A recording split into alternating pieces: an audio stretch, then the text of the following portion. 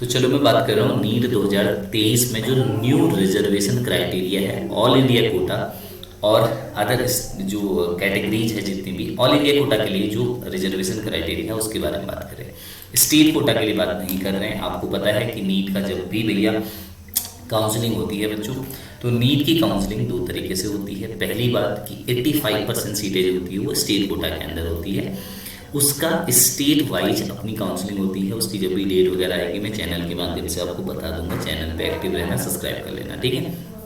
उसका अलग सा रिजर्वेशन क्राइटेरिया होगा स्टेट की कास्ट के हिसाब से, फ्रीडम फाइटर जो भी है, मतलब वो स्टेट के थ्रू ही होगा, स्टेट डिसाइड करेगी उसको। जो ऑल इंडिया मेडिकल काउंसलिंग के थ्रू 15% सीटें भरी जाती हैं, AIQs के थ्रू जो सीटें भरी जाती हैं उनके अंदर रिजर्वेशन सीट के बारे में मैं यहाँ पे बात करने वाला हूँ, ठीक है। देखो, नया जो रिजर्वेशन क्राइटेरिया इस साल 2023 में पब्लिश हुआ है, ये सारे BDS MBBS सबके लिए है, ये ध्यान रखना।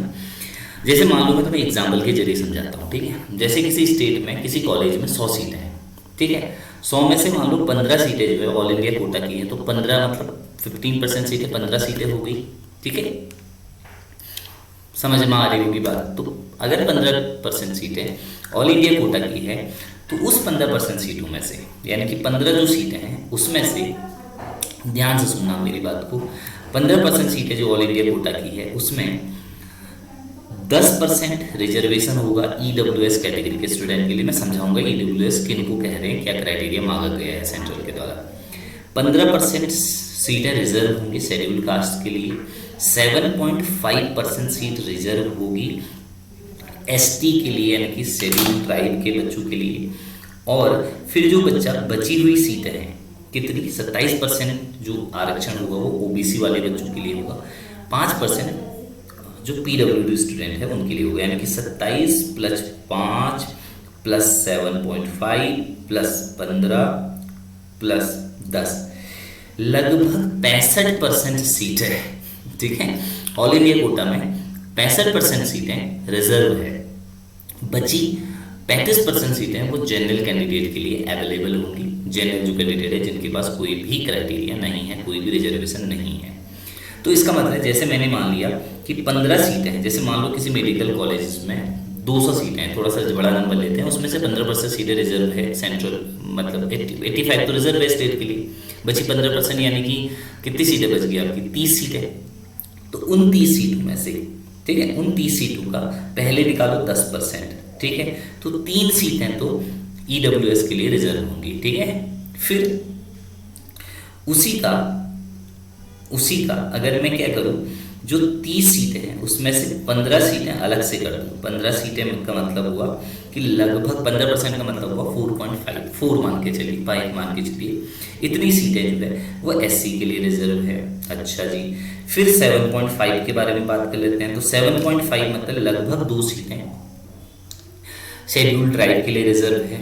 27% का मतलब क्या हुआ, 27% का मतलब लगभग 8 सीटें जो है वो OBC के लिए रिजर्व है। फिर बची कितनी सीटें, 5% सीटें, यानी कि 30 का 5% निकालो, एक सीट जो है वो PWD के लिए रिजर्व है, यानी कि 30 सीट में से कुल मिला के 64%, अगर मैं इसका 64% निकालूं, 19 सीटें रिजर्व है, 10 सीटें ओपन कैटेगरी के लिए अवेलेबल है यहाँ पे, ठीक है। मेरी बात अब बहुत प्यार से समझ में आ गई होगी जो मैंने आपको बता दिया।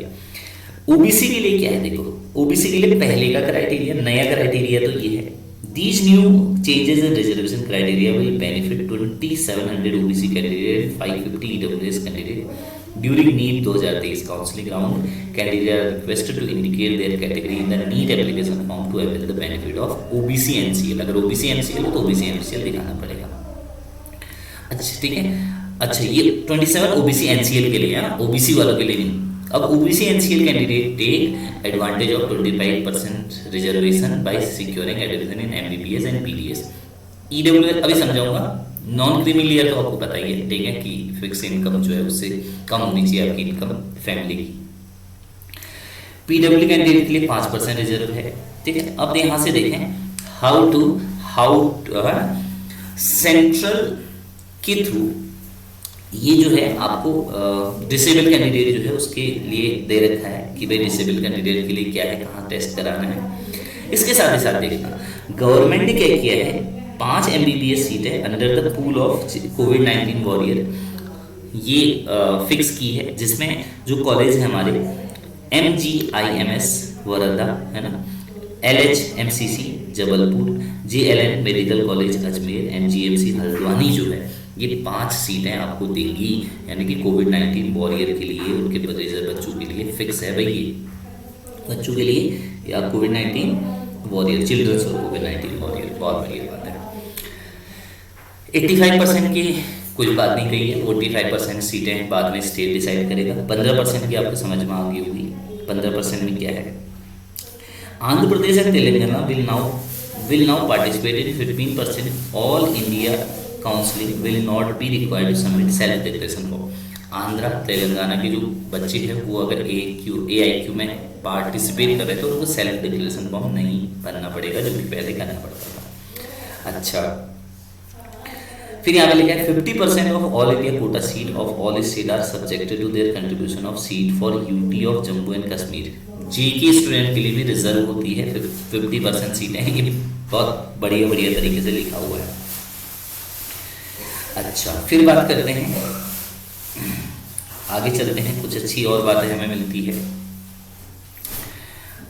कुछ सीटें टेरर अटैक विक्टिम के जो बच्चे हैं है ना, उनके लिए भी यहाँ पे फिक्स किए गए, वो आप ध्यान में रख लीजिएगा।